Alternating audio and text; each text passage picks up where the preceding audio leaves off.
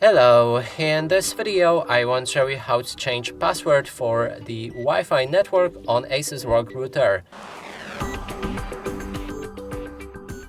To do this, first we'll need to click on our router inside the app, navigate to the Wi-Fi network name SSID details.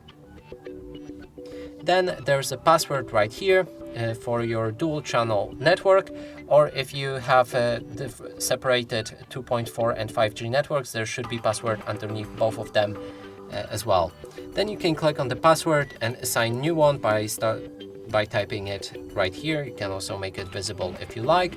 And when you're ready, click on OK and your password should be changed. After that, you need to go back to the Wi-Fi settings on your phone and reconnect with that network and do the same thing on any other device. And that's it for this video. Hope you like it. Please consider subscribing to our channel, leave a like and a comment below.